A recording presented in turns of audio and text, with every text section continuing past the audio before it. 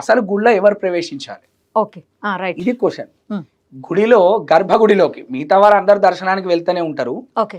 గర్భగుడిలోకి కేవలము ఆ ఆలయ దీక్ష తీసుకున్నటువంటి అర్చకుడు మాత్రమే ప్రవేశించాలి.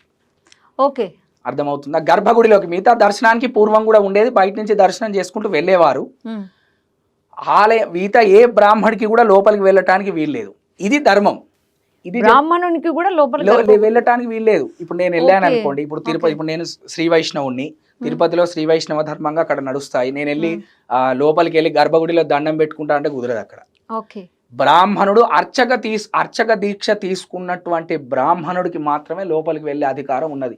ఇతరత్ర గుడులు కట్టిన యజమానికి కూడా లోపలికి వెళ్ళటానికి వీల్లేదు. ఇది ఎంతమందికి తెలుసా అండి? ఇక ఇది దీన్ని పట్టుకొని కేవలము బ్రాహ్మణులకే వెళ్ళాలి, శూద్రులకు వెళ్ళద్దు, మిగతా వాళ్ళని రానియరు, మమ్మల్ని అంటరాని వాళ్ళుగా చూస్తున్నారు అని చెప్పేసి చాలా తప్పు కదా. కేవలం బ్రాహ్మణుడు ఆ ఆలయ అర్చక దీక్ష తీసుకున్నటువంటి బ్రాహ్మడే లోపలికి వెళ్ళాలి. వేరే ఎవ్వరు బ్రాహ్మడు వెళ్ళద్దు, ఆ ఆలయం కట్టినటువంటి వారు కూడా లోపలికి వెళ్ళడానికి వీల్లేదు. ఎందుకు అంటే ఇప్పుడు మీకు మాలిన్యాన్ని చూడటానికి మనకి మిషన్లు ఉన్నాయండి. ఈ మనస్సులో ఏముందో తెలవడానికి ఏం మిషన్లు ఉన్నాయా? లేవు. మరి ఎట్లా తెలుసుకుంటాడు? తెలియదు కదా అది ఎవ్వరికి. ఇప్పుడు నీ మనస్సులో ఎట్లాంటి గుణముతోటి నువ్వు దేవాలయానికి వస్తున్నావో మనకు తెలియదు.